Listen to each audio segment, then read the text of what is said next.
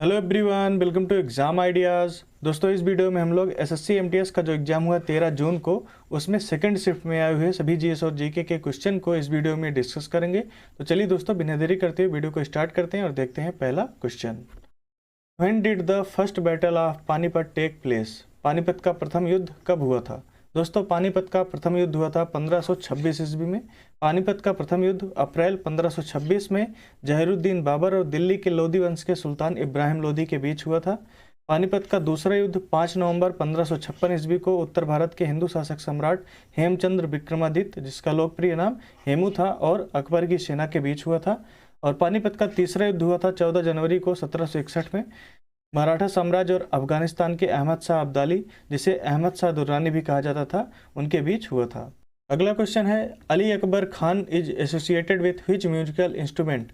अली अकबर खान का संबंध किस वाद्य यंत्र से है? दोस्तों, अली अकबर खान का संबंध है सरोद से। सरोद वादक हैं अली अकबर खान। आइए अब कुछ इंपॉर्टेंट सरोद वादक जो हैं उनके नाम पढ़ लेते हैं। उस्ताद अलाउद्दीन खां, ये सरोद वादक हैं। अमजद अली खां, ये भी हैं। अयान अली खां, अमान अली, अली अकबर खां, विकास महाराज, दौलत खां और शरण रानी, ये सभी सरोद वादक हैं। अगला क्वेश्चन है, who wrote the famous play Othello? प्रसिद्ध नाटक ओथेलो किसने लिखा है? दोस्तों, प्रसिद्ध नाटक ओथेलो लिखा है विलियम शेक्सपियर ने। विलियम शेक्सपियर की और भी जो किताबें हैं, आइए एक बार उनको पढ़ लेते हैं। पहले नंबर पर है इसमें रोमियो और जूलियट, दूसरे नंबर पर मैकबेथ, तीसरा है हैमलेट, चौथा है द मर्चेंट ऑफ वेनिस और पांचवी किताब है जूलियस सीजर।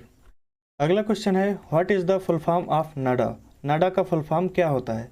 दोस्तों, नाडा का फुल फॉर्म होता है national anti doping agency. National anti doping agency, इसका फॉर्मेशन हुआ था 24 नवंबर 2005 को। इसका हेडक्वार्टर है नई दिल्ली में और चेयरमैन इसके होते हैं minister of sports. Sports minister, जो खेल मंत्रालय होता है, ये इसकी देखरेख करता है।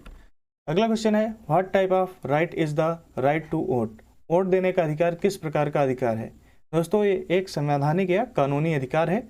भारतीय संविधान के अनुच्छेद 326 एक सार्वभौमिक वयस्क मताधिकार को निर्वाचित सरकार के सभी स्तरों के चुनाव के आधार के रूप में परिभाषित करता है। सार्वजनीन मताधिकार से तात्पर्य है कि सभी नागरिक जो 18 वर्ष और उससे अधिक उम्र के हैं, उनकी जाति या शिक्षा, धर्म, रंग, प्रजाति और आर्थिक परिस्थितियों के बावजूद वोट देने के लिए स्वतंत्र हैं। अगला क्वेश्चन है, who is the present chairman of SSC? वर्तमान में एसएससी के अध्यक्ष कौन है? दोस्तों, वर्तमान में एसएससी के अध्यक्ष हैं एस किशोर। एसएससी का फुल फॉर्म होता है स्टाफ सिलेक्शन कमीशन। इसका फॉर्मेशन हुआ था 4 नवंबर 1975 को। हेडक्वार्टर इसका न्यू दिल्ली में है और इसके चेयरमैन हैं एस किशोर, जो एक आईएएस हैं। अगला क्वेश्चन है, what was the name of Kumar गुप्त फादर? कुमार गुप्त के पिता का नाम क्या था? दोस्तों, कुमार गुप्त के पिता का नाम था चंद्रगुप्त द्वितीय। कुमार गुप्त गुप्त वंश का एक सम्राट था जिसका जन्म 399 ईस्वी में प्राचीन भारत में हुआ था। उसके पिता का नाम चंद्रगुप्त द्वितीय तथा माता का नाम ध्रुवा देवी था। अपने पिता के बाद उसने गुप्त वंश के शासन को संभाला और बहुत बड़ी संख्या में सोने की मुद्राएं जारी करवाई। कुमार गुप्त प्रथम ने 415 ईस्वी से लेकर 455 ईस्वी तक शासन किया, अर्थात वह 40 वर्षों तक गुप्त साम्राज्य का सम्राट रहा। अगला क्वेश्चन है, who was the governor general during the revolt of 1857? 1857 की क्रांति के समय गवर्नर जनरल कौन थे?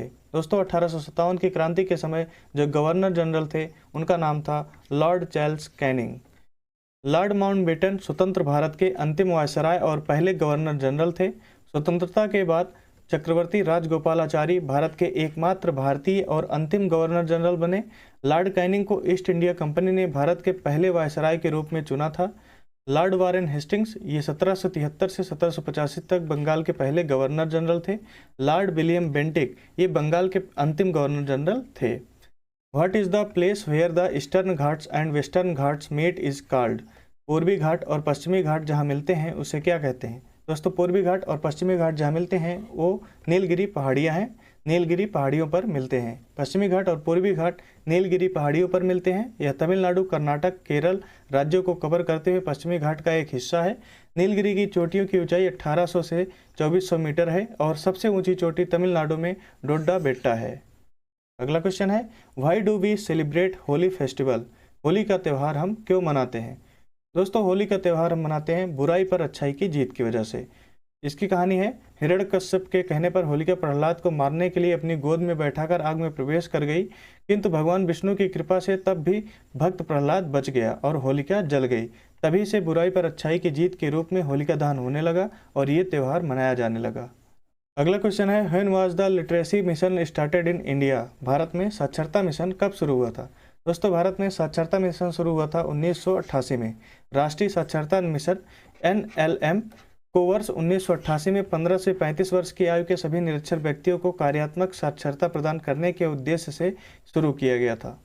अगला क्वेश्चन है, deep ocean mission is related to which ministry? Deep ocean mission किस मंत्रालय से संबंधित है? दोस्तों, डीप ओशियन मिशन संबंधित है पृथ्वी विज्ञान मंत्रालय से। पृथ्वी विज्ञान मंत्रालय द्वारा डीप ओशियन मिशन लॉन्च किया गया था। DOM यानी कि डीप ओशियन मिशन भारत सरकार की ब्लू इकोनॉमी पहल का समर्थन करते हुए एक मिशन मोड प्रोजेक्ट है। अगला क्वेश्चन है, who was the first governor of Uttar Pradesh? Uttar Pradesh की पहली गवर्नर कौन थी? दोस्तों, उत्तर प्रदेश की पहली गवर्नर थी सरोजिनी नायडू। सरोजिनी नायडू उत्तर प्रदेश राज्य की पहली महिला राज्यपाल थी। वह पहली भारतीय महिला थी जो 1925 में कानपुर अधिवेशन में कांग्रेस अध्यक्ष बनी थी। अगला क्वेश्चन है, what is the colour of litmus solution when it is neither acidic nor basic? Litmus विलयन का रंग क्या होता है जब यह ना तो अम्लीय होता है और ना ही क्षारीय? दोस्तों, तब इसका रंग बैंगनी होता है। लिटमस विलयन बैंगनी रंग का रंजक होता है जो थैलोफाइटा समूह के लीचेन पौधे से निकाला जाता है। प्रायः इसे सूचक की तरह उपयोग किया जाता है। लिटमस विलयन जब न तो अम्लीय होता है और न ही क्षारकीय होता है, तब यह बैंगनी रंग का होता है। अगला क्वेश्चन है, in which state is the Ganesh Rath temple located? Ganesh रथ मंदिर किस राज्य में स्थित है? दोस्तों, गणेश रथ मंदिर ये तमिलनाडु राज्य में स्थित है। इसे महाबलीपुरम का रथ मंदिर भी कहते हैं। इसका निर्माण नरसिंह वर्मन प्रथम ने कराया था। प्रारंभ में इस शहर को मामल्लपुरम कहा जाता था। अगला क्वेश्चन है, where do typhoons originate from? Typhoon आदि की उत्पत्ति कहाँ से होती है? दोस्तों, जो आपके ऑप्शन में था जापान दिया गया था, तो टाइफून आदि की उत्पत्ति जापान से होती है। टाइफून उष्णकटिबंधीय चक्रवात हैं जो प्रशांत महासागर के उत्तर पश्चिमी भाग में होते हैं। ये जापान, चीन, फिलीपींस आदि के तटों पर पाए जाते हैं। ये विनाशकारी प्रकृति के होते हैं। अगला क्वेश्चन है, what is the governing body of badminton in India? Bharat में बैडमिंटन का शासी निकाय क्या है? दोस्तों, भारत में बैडमिंटन का शासी निकाय है भारतीय बैडमिंटन संघ BAI। भारतीय बैडमिंटन संघ भारत में बैडमिंटन के लिए शासी निकाय है। नई दिल्ली में स्थित BAI सोसाइटी अधिनियम के तहत पंजीकृत एक संघ है। यह 1934 में गठित किया गया था और 1936 से भारत में राष्ट्रीय स्तर के टूर्नामेंट आयोजित कर रहा है। अगला क्वेश्चन है, who was the honoured with the Padma Shri award in 1965? 1965 में पद्मश्री पुरस्कार से किसे सम्मानित किया गया था? दोस्तों, 1965 में पद्मश्री पुरस्कार से सम्मानित किया गया था मृणालिनी साराभाई को। भारत सरकार ने मृणालिनी साराभाई को 1965 में पद्मश्री पुरस्कार और 1992 में पद्म भूषण राष्ट्रीय नागरिक पुरस्कार से सम्मानित किया गया था। 1990 में उन्हें पेरिस में अंतर्राष्ट्रीय नृत्य परिषद की कार्यकारी समिति के लिए नामित किया गया था और 1994 में संगीत नाटक अकादमी फेलोशिप उन्हें नई दिल्ली में दी गई थी। दोस्तों, इन सभी क्वेश्चनों को आप अगर PDF से पढ़ना चाहते हैं तो PDF डाउनलोड करने के लिए आप हमारे टेलीग्राम चैनल से जुड़ सकते हैं, जिसका लिंक डिस्क्रिप्शन बॉक्स में है।